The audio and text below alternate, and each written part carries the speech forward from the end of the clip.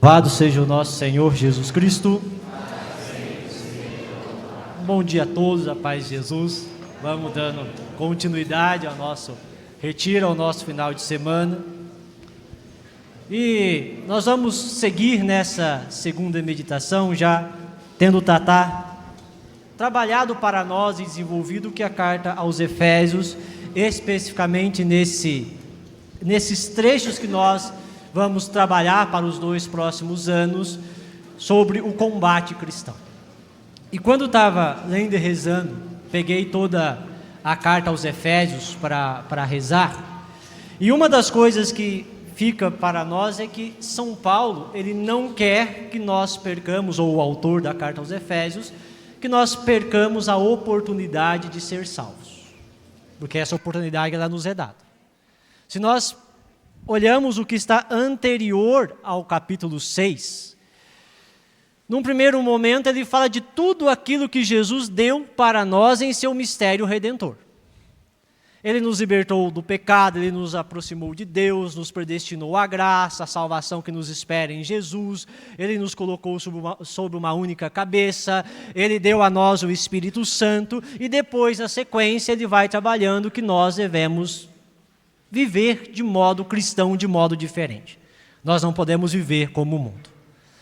E nesse sentido de que nos foi dada a salvação, de que o mistério redentor de Jesus e a vida cristã é mais bonita do que o mal, há o risco de que nós possamos perder essa salvação.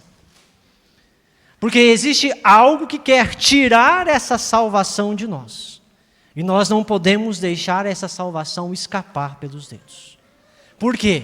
Viver uma vida aqui e não ter o céu ou não poder entrar na vida eterna é praticamente a perdição total e invalidar completamente a nossa existência aqui. Do que adianta nós passarmos 50, 60, 70, 80 anos aqui e perdermos o céu? Então São Paulo ele não quer de modo algum que os cristãos corram o risco de perder a sua salvação. E portanto ele vai entender a vida cristã como um combate. Um combate para manter a salvação que nós recebemos de Jesus e não perder, porque há um mal que quer tirar essa salvação de nós. Aí ele faz essa comparação, nessa metáfora do cristão com o soldado romano. Nós, os cristãos, somos a militia Christus, ou seja, o exército de Cristo, que vivemos por essa salvação, por esse dom dado por Jesus. E a vida cristã, portanto, do seu começo ao seu último instante, ela é um combate permanente. Um combate permanente para não perdermos essa salvação. E aqui a gente pode se lembrar, por exemplo, de Eclesiástico 2, filho, se aspira a servir ao Senhor, prepara-te para a aprovação.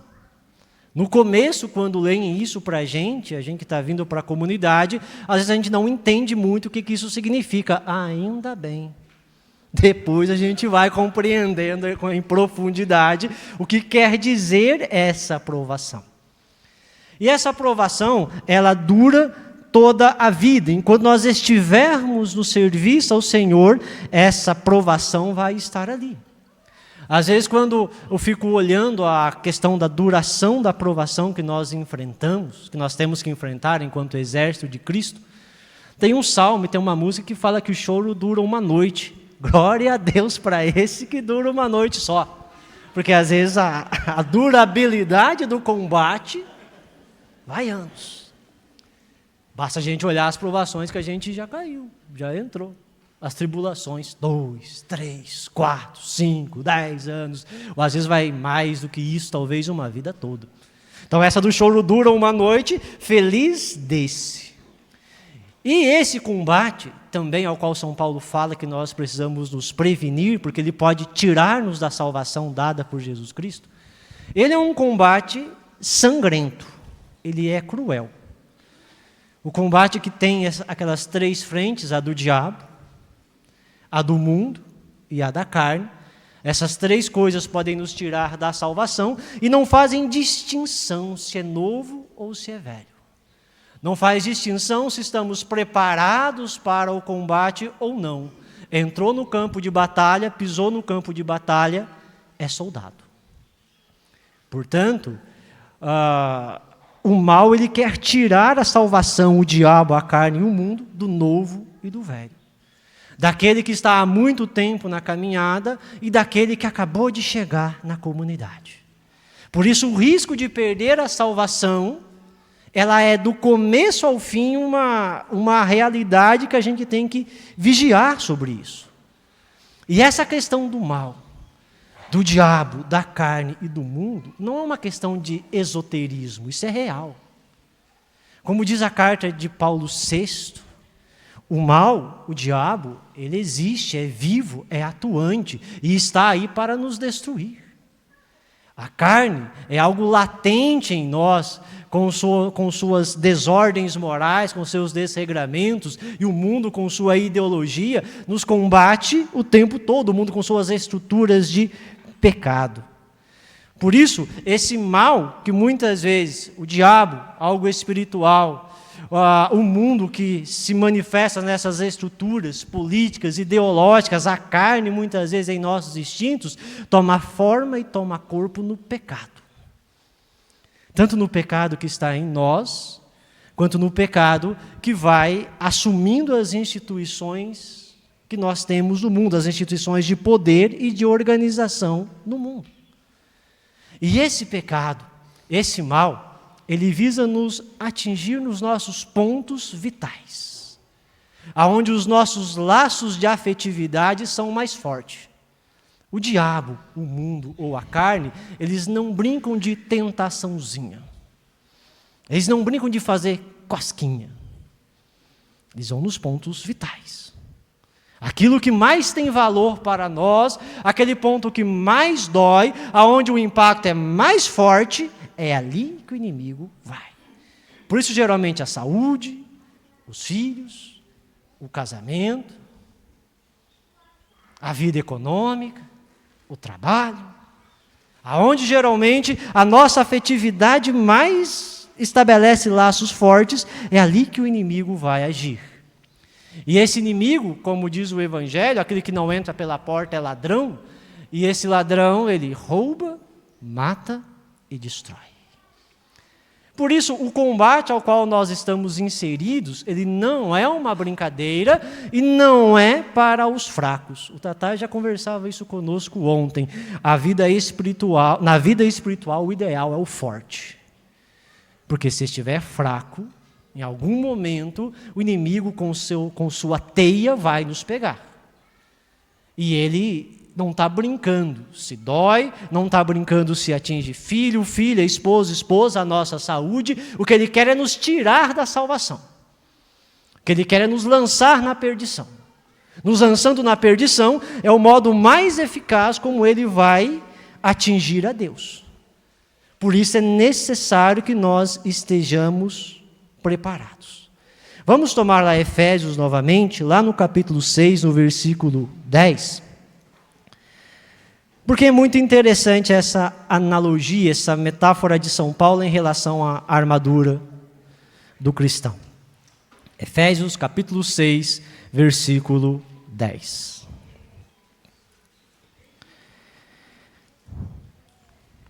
Amém? Já estava aberto? Vamos lá. Finalmente, irmãos, fortalecei-vos do Senhor, pelo seu soberano poder. Revestir-vos da armadura de Deus, para que possais resistir às ciladas do demônio. Pois não é contra homens de carne e sangue que temos de lutar, mas contra os principados e potestades, contra os príncipes deste mundo tenebroso, contra as forças espirituais do mal espalhada nos ares. Tomai, portanto, a armadura de Deus, para que possais resistir nos dias maus e manter-vos inabaláveis no cumprimento de vosso dever. Portanto, esse mal do qual São Paulo fala, ele é implacável naquilo que ele propõe, se nós formos fracos. Ele vem para roubar, matar e destruir. Não é, portanto, como nós dissemos, um mal de um dia, não é um esoterismo, algo irreal, ele é real, e toma sobretudo corpo no pecado, nas estruturas de pecado, nas estruturas anti-evangélicas que se impõem. Mas, embora isso pareça desesperador e desanimador, porque esse mal ele é forte, esse mal ele é eficaz naquilo que ele propõe, ou pelo menos ele tenta ser, mas ele não pode as coisas contra aqueles que são fortes. Aqueles que estão fortalecidos na graça de Deus, aqueles que estão com a armadura, contra estes, ele não pode nada. Só que existe um porém. São Paulo fala: fortalecei-vos no Senhor pelo seu soberano poder. Embaixo da armadura tem um soldado. E esse soldado que vai carregar a armadura, ele precisa estar treinado. Ele precisa estar preparado para carregar essa armadura. Se a gente toma como exemplo o soldado romano, ao qual São Paulo parece fazer alusão, o autor da carta, essa armadura romana pesava em torno de 30 a 35 quilos. Algo inimaginável para nós andar com algo, para nós pessoas comuns, sedentárias, carregar esse peso o tempo todo conosco, um dia todo ou por uma etapa inteira. Só um escudo de madeira, ele tinha em torno de 1,5 metro de diâmetro. Aquela roupa de couro, composta ou tecida também com aço apregoado a ela, e uma série de outras coisas, além de ter que carregar mantimentos, ter que carregar munição, 35 quilos. Como que alguém não preparado, como que alguém não habilidoso vai conseguir carregar esse peso e ainda lutar com isso? Ele tem que ter um preparo. A mesma coisa, a gente tem que olhar para isso que São Paulo fala ser a armadura do cristão, como que quem não tem algumas disposições em seu coração, alguns hábitos e virtudes cristãs, vai conseguir vestir essa armadura. Trabalhar com a verdade, com a justiça, com o evangelho pronto para anunciar, com a fé, com o capacete da salvação e a espada do Espírito. Só maneja, só carrega uma armadura quem está preparado. Por isso, também, na questão dos cristãos, para que nós possamos carregar essa armadura, é necessário que algumas disposições estejam em nosso coração. Por quê? Quem não tem uma habilidade na espada do Espírito, ou seja, na palavra de Deus, o seu conhecimento e uma intimidade, como que ele vai manejar essa espada? Ele acaba que tendo uma ferramenta excelente na mão e não consegue utilizá-la.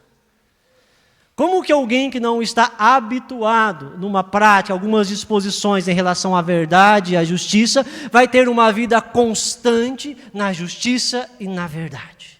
Essa couraça.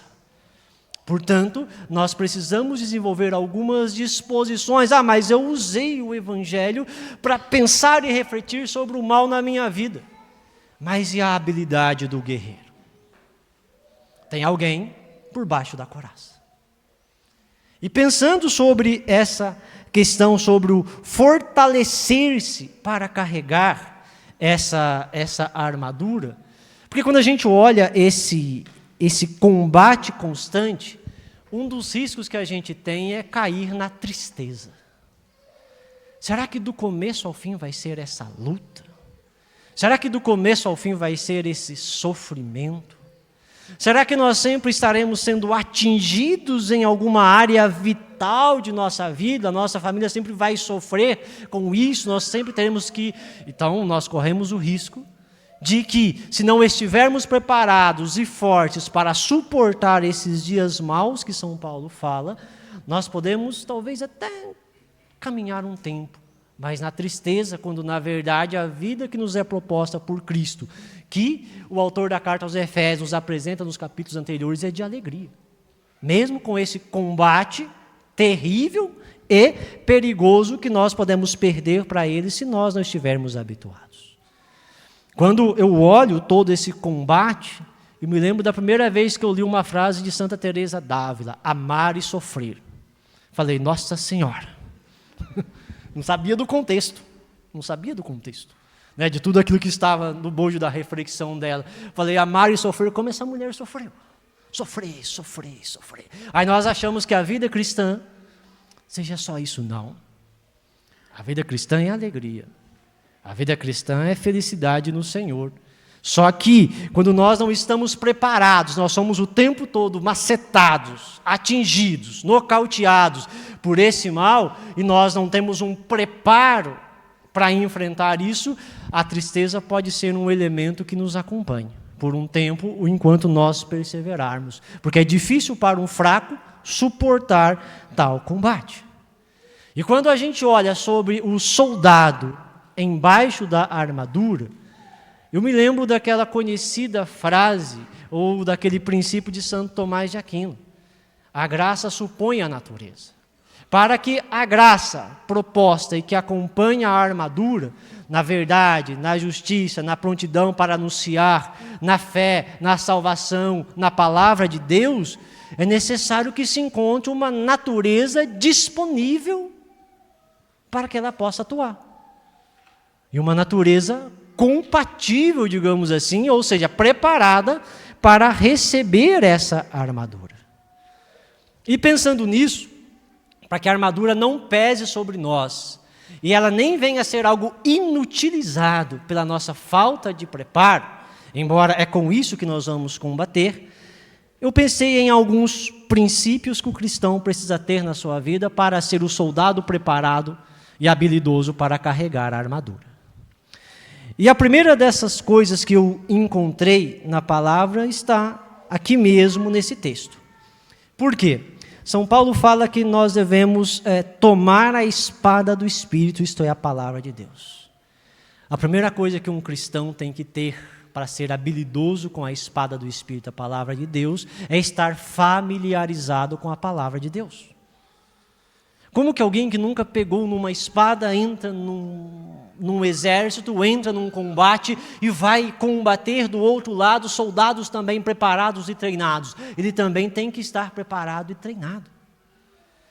Por isso, a proximidade, a leitura, o amor e o apego, a confiança à palavra de Deus tem que fazer parte de nossa vida. A leitura diária, mas não só na sua literalidade, mas o seu estudo. E a confiança daquilo que a palavra de Deus nos ensina para o discernimento vai nos ajudar depois a assumir um combate como Cristo, por exemplo, assumiu no deserto. Como que Cristo enfrenta o diabo? Com a palavra. E tantas propostas nos são feitas todos os dias, do trabalho aos relacionamentos, na comunidade, das amizades. E como que nós vamos enfrentar essas propostas? Muitas vezes é um ataque inimigo para nos tirar do caminho, se nós não tivermos a luz da palavra de Deus para nos orientar. E vai ser como Cristo no deserto. Vai ter que ser na palavra de Deus. É a espada com a qual nós vamos atacar o inimigo. E aí começam a surgir aquelas propostas tortas do inimigo, e a palavra de Deus fala que os seus caminhos são retos. Nós temos que estar familiarizados com a palavra e ter confiança nela. Senão, nessa primeira etapa, nós já vamos ficar. A outra coisa com a qual a palavra nos diz, além da familiaridade com a palavra de Deus, nós temos então a oração que ele propõe. A oração em constância, a oração contínua. Portanto, para chegar a uma oração contínua é necessário uma vida de oração permanente.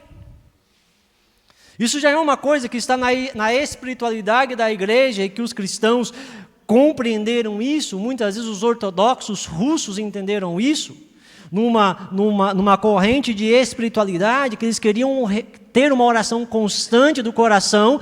Eles entenderam que você começava do pouco, caminhando, até cada pulsar do coração ser uma prece que o coração fizesse. Não se começa a rezar de hoje para amanhã rezar bem. Eu tenho a iniciativa, mas vou muitas vezes enfrentar as dificuldades e no caminho nós vamos amadurecendo, ganhando hábito, ganhando a virtude e vamos preparando o nosso ser. Para chegar à oração proposta de ser uma oração contínua, é necessário que nós tenhamos uma vida de oração fiel. E todas as formas de oração, mas principalmente a pessoal. De um relacionamento constante com o Senhor. Porque vai chegar um momento na nossa vida que o combate na nossa vida, esse da oração que nós vamos precisar, vai ser como Jesus no Getsemane. E Jesus no Getsemane se dá tanto contra o diabo e a vontade. E a vontade é traiçoeira.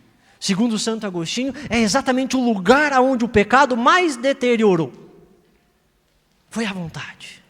E Jesus, no Getsemane, o que ele vai fazer em oração? Ele vai destituir-se daquilo que nós podemos dizer ali de sua vontade, para abraçar a vontade do Pai, que não seja a minha, mas a tua. Se possível, afasta o cálice, mas seja feita a tua vontade. E muitas vezes, na caminhada, o que vai se apresentar a nós é o cálice. É a nossa vontade. Pode ser que ela não queira. Talvez não vá querer. E o único lugar em que nós vamos conseguir vencer essa vontade que não quer o cálice é exatamente na oração. É na oração que nós vamos trabalhando a nossa vontade para que ela vá se tornando em conformidade com a vontade de Deus. Pensa, um soldado em pleno campo de batalha que não quer aquilo que o seu povo e os seus generais querem. Ele abandona, ele olha e fala, para que isso daqui? Qual o sentido?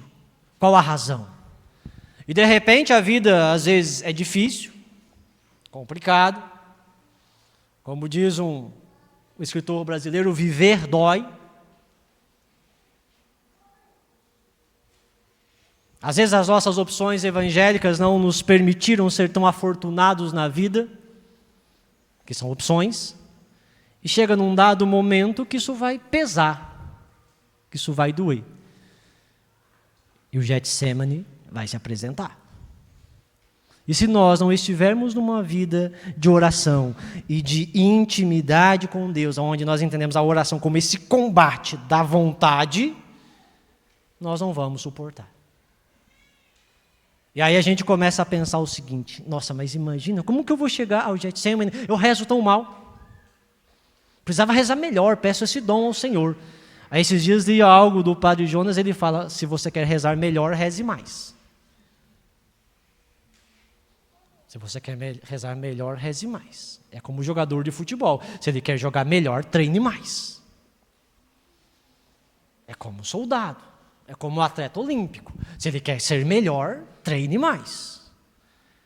Então nós temos que dar lugar central e ter o hábito e a virtude da oração. Mas para ter esse hábito e a virtude da oração, nós precisamos zelar pela nossa vida de oração. A gente não vai chegar de nossa vida muito agitada, cheio de barulho, sentar em uma cadeira confortável e já vamos entrar num estágio de oração. Como se embernasse um computador. Não. Não é possível. Por isso nós temos que ter uma higiene de nossos ouvidos, de nossa mente, da visão, daquilo que a gente assiste, daquilo que a gente ouve, daquilo que a gente lê, daquilo que a gente vê, para que essa vida de oração possa depois, no momento Getsemane, nós vencermos aquilo que pode tirar a salvação de nós. Então nós temos que ter a disposição e a iniciativa de uma oração na nossa vida e procurar fidelidade a ela para que chegue a ser contínua. Uma terceira coisa que eu encontrei, lendo aquilo que o soldado precisa ter, o soldado ele nunca combate sozinho. Nós precisamos ter no nosso coração o convencimento e a disposição à comunhão. A comunidade é fundamental. Não é possível combater sozinho. Ninguém vai sobreviver na vida espiritual sozinho. Nós combatemos com os ensinamentos da igreja, nós combatemos com a palavra de Deus, nós combatemos com o magistério, nós combatemos na comunhão entre nós irmãos e na ajuda de uns com os outros. Há um autor russo, Tolstói, ele tem ele tem várias histórias e seus enredos são muito interessantes. E esses dias eu peguei uma história, mas há uma frase que me chamou a atenção. Que ao ser humano não foi dado conhecer aquilo que é necessário sozinho. Ele só conhece aquilo que é necessário em comunidade. Ele só conhece aquilo que é necessário na comunhão. À medida que a gente vai se afastando da comunidade, já percebeu que a gente vai perdendo o senso da urgência, da salvação, da missão, da gravidade do pecado? Já percebeu que a gente vai adquirindo esse senso de que somos salvos, de que a salvação é o bem mais valioso que nos foi dado por Deus e que o pecado é a coisa mais grave e o mal que existe, à medida que nós vamos nos inserindo cada vez mais na comunidade? E à medida que a gente se afasta, a gente vai perdendo essa sensibilidade, essa percepção. A gente só percebe a gravidade, ou o soldado só percebe a gravidade da guerra no exército, no batalhão, indo para a guerra, na guerra. Muitas vezes nós não conseguimos perceber, por exemplo, o estado em que o mundo está com essas guerras em torno dele, o quanto isso é perigoso e alarmante, que já estamos dentro de quase uma terceira guerra mundial. Nós, civis, brasileiros, por geografia distante desses combates, nós não temos muito essa noção da urgência. Nesse sentido, fica longe da comunidade para você ver. A gente vai deixando a confissão, vai deixando de ver a necessidade da Eucaristia, a gente vai deixando de ver o quanto é grave aquele pecado que a gente tinha horror. A gente vai vendo que começa a embotar a nossa visão em relação à beleza da salvação. A salvação vai deixando de ser aquela coisa que brilha os nossos olhos, pelo qual a gente tem que consagrar a nossa vida inteira. Portanto, a comunhão é fundamental para nós. E não somente uma comunhão de serviço, mas uma comunhão também de amizade. Tem dias que a gente precisa de alguém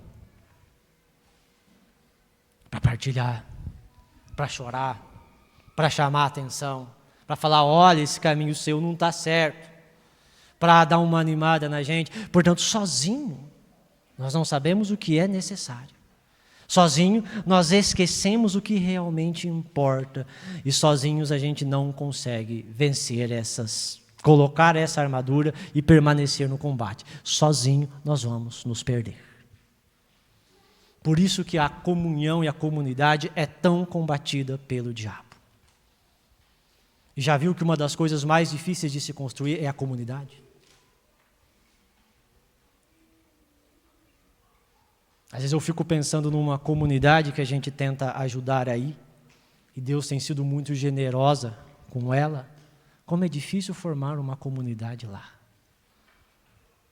Porque o inimigo sabe que se uma comunidade se formar lá, a potência que se torna aquilo, mais do que já é. Por isso, não se afaste da comunidade. Tenha a disposição e o convencimento de sempre estar nela, mesmo que você não queira. Mesmo que falte vontade. Se afastou, é o animal fora da manada. Um quarto ponto que eu vi, que eu estava lendo, e eu achei muito interessante, você pode só anotar, não precisa tomar, está lá na carta aos Hebreus, no versículo 12, de 1 a 4, que foi até uma profecia que saiu à noite, na vigília, na manhã já. Onde o autor de Hebreus, ele diz que nós estamos cercados de uma nuvem de testemunhas e que nós precisamos ter a perseverança. E que nós precisamos resistir na luta contra o pecado até o sangue. E para resistir a essa luta contra o pecado até o sangue, que é do qual esse combate que nós estamos falando também, o autor coloca duas coisas nesse trecho que eu achei fundamental para que nós possamos fazer um uso correto, adequado e efetivo da armadura. A primeira coisa que ele coloca lá no versículo 1 de Hebreus 12: desvencilhemo-nos das cadeias do pecado. Nós temos que entrar na nossa vida no movimento de nos libertar do pecado e deixar o pecado para trás. O problema, o dificultador, o elemento limitador, o elemento que mina a nossa vida chama-se pecado. E o pecado é aquilo que grave, ele nos impede de participar da comunhão com a igreja e com Cristo, e se leve, aquilo que a gente não liga muito, chamado venial, ele vai sugando aos poucos a nossa força. Nós temos que entender que o pecado, em toda e qualquer circunstância, ele é maléfico. É necessário que nós tenhamos horror ao pecado. Horror ao pecado. Um moleque de 12, 13 anos entendeu isso, antes morrer do que pecar. Por que ele chegou a compreender que é melhor a morte do que o pecado? Porque a morte por si só não significa um mal. Mas o pecado que leva à morte, ele é um mal, e é um mal que nós temos que combater. E esse pecado nós temos que combater essa mentalidade que é dominada por ele. A nossa mentalidade não pode ser uma mentalidade que se compactua com o pecado. Eu não consigo viver sem esse pecado. Será que eu vou morrer e não vou vencer esse pecado? A luta tem que ser constante, como São Paulo diz. Vocês não resistiram até o sangue na luta contra o pecado. Já saiu o sangue? Se não. Que enquanto nós estivermos compactuando com o pecado, aceitando o pecado, ele não doendo em nós, nós vamos ficar sem condições de trabalhar com a armadura de Deus. E esse pecado, ele é muito interessante porque hoje começam a surgir aqueles que são convictos dos projetos do maligno. Pessoas convictas do aborto. E vão justificando o aborto em todo e qualquer momento. Pessoas convictas da destruição do casamento, da família, da infância, das crianças. E quando a gente começa a olhar o pecado, que ele vai chegando no seu nível de crueldade mais alto, não é possível que nós não tenhamos horror a ele. E de ver que se nós não estamos num estágio mais avançado de nossa vida de santidade, é porque o pecado trava a nossa vida. Se nós não rezamos melhor, talvez, não é porque nós não tenhamos tentado rezar e sido fiel à oração diária, mas é porque nós não combatemos o pecado que mina a nossa força. Nós temos que empenhar força total em tirar o pecado de nossa vida. E isso vai implicar, muitas vezes, uma ascese, um jejum, uma penitência, uma esmola, uma caridade. E isso vai empenhar também de nós vida sacramental.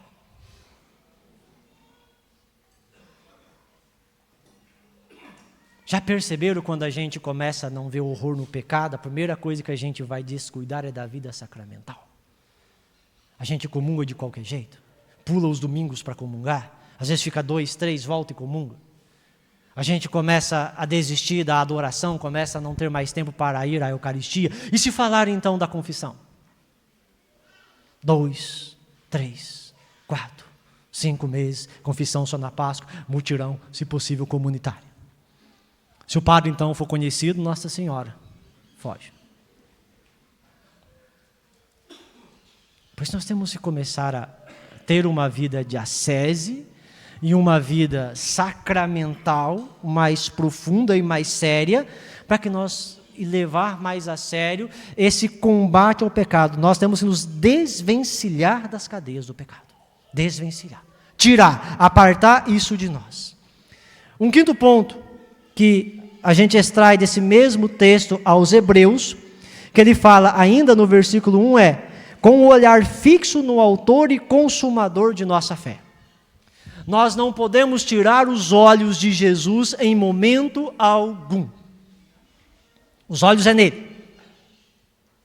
E aqui a gente pode se lembrar de um exemplo, não sei se tão legal, mas de um atirador sniper.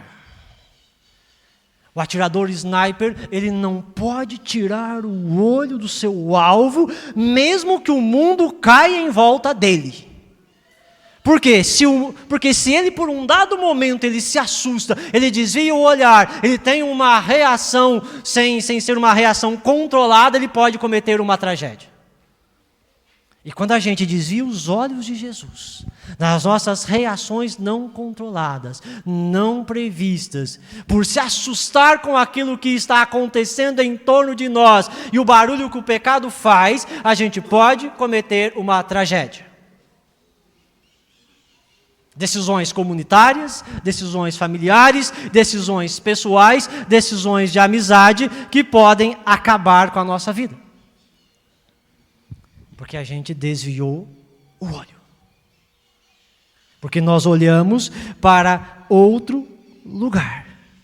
E aqui há algo interessante que a palavra fala, que nós não podemos tirar os olhos de Jesus, porque em vez de Jesus aceitar o gozo que lhe era oferecido, ele suportou a cruz. E por suportar a cruz está sentado à direita do Pai. Então considerai atentamente os sofrimentos e contrariedades que Cristo sofreu por causa do pecado. Olhar para Cristo, Cristo crucificado. Olha os sofrimentos que Jesus passou por não compactuar, por não aceitar, mas muito pelo contrário, para nos dar a salvação. E nisso tem uma coisa: a alegria e o gozo que lhe era oferecido. Ele opta pela cruz. Nós muitas vezes podemos ter a tentação de optar pela alegria e o gozo que o mundo nos oferece. E olha que a alegria e o gozo de Cristo era bom, fenomenal. O que o mundo e a carne nos oferecem pode ter o seu gosto positivo de imediato, mas ele é mau. Mas se nós não tivermos os olhos em Cristo, as contrariedades e os sofrimentos suportados por Cristo, eles vão vir sobre nós. E sabe o que vai acontecer se a gente não tiver os olhos em Jesus? O desânimo. Perder alento, perder força, perder capacidade, perder desempenho na nossa vida espiritual. Que soldado desanimado, ele vai sobreviver a um combate. Por isso nós não podemos em momento algum tirar os olhos de Cristo, porque senão nós vamos cair no desânimo. Um sexto ponto, já caminhando para o nosso fim, está lá na primeira carta de Pedro 3,15, onde ele fala que nós devemos estar prontos para dar razão da nossa esperança, a formação. A formação. Nós temos que ser pessoas que buscam a formação, que estudem a palavra de Deus, que busquem crescer no conhecimento de nossa doutrina, do magistério e de nosso Senhor. E a formação aqui não somente no sentido intelectual, fazer curso, mas a formação no sentido de gerar uma convicção que resulte numa cultura. Porque a finalidade da formação é gerar uma cultura. Não somente um conhecimento intelectual. O intelectualismo pode nos matar. Mesmo que sejam para as coisas religiosas. Uma convicção formada na mentalidade, que gera em nós hábitos e costumes conforme os princípios do Evangelho, que resulte numa cultura de Pentecostes, numa civilização do amor, como dizia João Paulo II. Essa é a formação que nós temos que buscar. Uma formação que gere convicção. Quem não tem convicção, vai ficar pelo caminho. E nisso, quando eu lia isso, eu me lembrava do Estado de Israel, do povo de Israel. Israel está sozinho naquele lugar. Está cercado pelos muçulmanos. Os muçulmanos já estão tomando a Europa. Já decretaram o fim da França e da Inglaterra. Já estão chegando aos Estados Unidos. Possivelmente o mundo será islâmico, segundo alguns especialistas pessimistas até 2100. Mas Israel tem uma perspectiva de sobreviver. Por quê? Porque Israel, ele por trás do combate, do empenho dele, há um elemento religioso. E se não fosse esse elemento religioso que Israel carrega, eles já teriam dito, tudo bem, assume aí, vamos fazer um acordo aqui. Incorpora a Gaza aqui, deixa a Gaza, sei lá que jeito, faz aí um acordo e pronto, está tudo bem. Aquele que é convicto, ele sabe o que dizer, ele sabe o que falar e sabe que não vai desanimar. Se Israel sobrevive em toda a sua história por esse elemento religioso, na convicção deles, e eles estão sozinhos naquele lugar, nós só vamos sobreviver também com uma convicção formada. Com uma convicção formada. E sobre essa questão da convicção formada, conversava com o Tatá agora, esses dias fui chamado para falar, para dar palestra em uma escola, Semana da Família, falar sobre educação. E eu sofri um pouco para pensar, o que eu vou falar sobre educação? Não tenho a solução para a educação. Se tivesse, pelo menos a sala de aula que eu dou aula não estava desse jeito. Então, não tem a resposta. Mas pensando depois e tentando preparar alguma coisa, me lembrei de São Paulo. São Paulo, por convicção. Ele se apresentava aos tribunais, diante de reis, e dava testemunho do Evangelho. Cheguei com aquele pessoal sentado, aluno, pais, diretores, professores, e disse para eles, eu sofri muito para preparar isso daqui. Não consegui ir muito longe. Mas pensando o seguinte, as pessoas vêm falar para mim sobre sua convicção política. Eu escuto. Mesmo que seja PT. As pessoas vêm falar para mim sobre convicção política, sobre convicção de futebol, mesmo que seja corintiano. Eu escuto. Sobrevivo. Então agora vocês vão ouvir também sobre a minha convicção. A minha convicção é de que a educação ou qualquer outra instituição humana que está corroída, ela está corroída por causa do ser humano. Porque essas coisas é o ser humano que faz, então o problema está no homem, não diretamente na educação, ela sofre as consequências. E quem resolve, então nós temos que resolver o problema do homem para resolver o problema da educação e do mundo. E quem resolve o problema do homem é Jesus Cristo. Portanto, a educação só tem solução em Jesus. Ou qualquer outra instituição humana. Nesse sentido, nós precisamos formar nossa mentalidade e nossa convicção. E o último ponto, elencado para nós encerrarmos, é o amor, que São Paulo chama de o caminho superior, o mais excelente. Com relação ao amor, o cristão ele tem que dispor isso como o seu caminho. É o caminho mais excelente, segundo São Paulo em 1 Coríntios 12, 31. E aqui duas coisas. Primeiro, Romanos 8, 31. Ter a convicção de que nada vai nos separar do amor de Deus. Nem as piores dificuldades, as tribulações ou perseguições. Outra coisa que nós temos que ter, de que esse amor é o que vai nos acompanhar até o fim, porque São Paulo diz que é o que vai sobrar depois. Nós temos que ter a disposição do amor de Deus no nosso coração e tentar olhar, por exemplo, o testemunho de Bento XVI, que começa o seu pontificado com uma carta, Deus Caritas Est, falando sobre o amor de Deus, e que termina a sua vida com a última frase, Senhor, eu te amo. O amor tem que acompanhar o nosso caminho.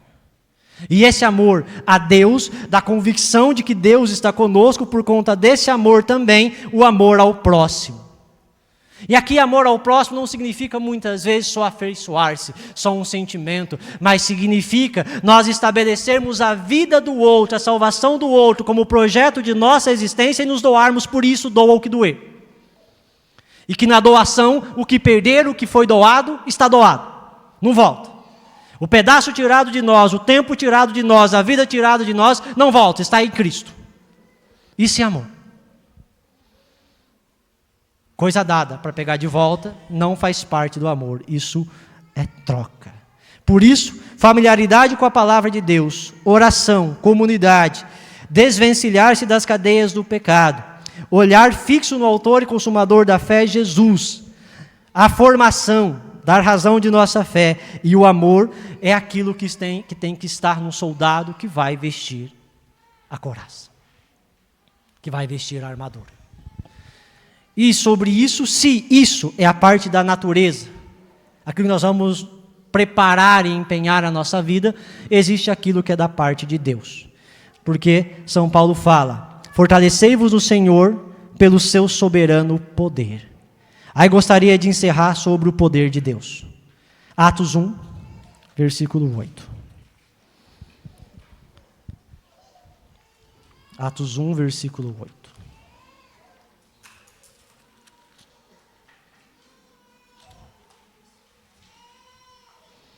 E está escrito assim aí: mas descerá sobre vós o Espírito Santo e vos dará força. E vos dará força. Esse fortalecei-vos do Senhor, no poder de Deus, significa também as nossas disposições que nós fazemos para receber o Espírito Santo sem medida no nosso coração. Porque a força de Deus com a qual nós vamos combater o mal e carregar a armadura é o Espírito Santo. Se nós olhamos para Jesus, Jesus combate o diabo, faz exorcismo com o dedo de Deus, que segundo o padre Raniero Cantalamessa é o Espírito Santo. Jesus opera milagres, instaurando o reino de Deus naquele lugar e realizando conversões com o dedo de Deus, que é o Espírito Santo. E Jesus vai viver toda a sua vida, segundo São Basílio de Cesareia, sob o escopo do Espírito Santo. O Espírito Santo é a vida de Jesus. Nesse sentido, nós precisamos, nesse combate contra o mal, nessa necessidade que nós temos de vivenciar a nossa salvação e não dar um passo atrás do poder do Espírito Santo, porque nós precisamos exorcizar o mal. Nós precisamos tirar a influência do inimigo dos lugares e dos ambientes em que nós estamos. Nós precisamos de milagres, porque nós temos uma sociedade completamente resistente a Deus por conta da mentalidade de pecado que se coloca. Nós precisamos ser pessoas que anunciam o Evangelho e é testemunha com o seu resistir ao mal, aonde a testemunha não é uma questão de palavra, mas é uma questão de vida. E já viu o testemunho maior daquele que não abre uma vírgula, não deixa de rezar uma conta do terço por uma questão de amor a Deus, não por uma questão de contar para os outros. Já viu que coisa mais impactante? Aquela pessoa que não deita um dia mais tarde, porque senão ela não reza a oração pessoal de manhã. Tem coisa mais extraordinária que isso? E faz isso com a força do Espírito Santo. A gente acha é pouca coisa, isso é minimalismo. Uma conta do terço, um tio do I, um risco do J. Mas a gente mal sabe que é o pecado que vai minando a nossa força. E essa força do Espírito Santo nós precisamos. Então feche os seus olhos e vamos pedir ao Senhor que nos dê essa força do Espírito Santo para que nós não corramos o risco de perder a nossa salvação.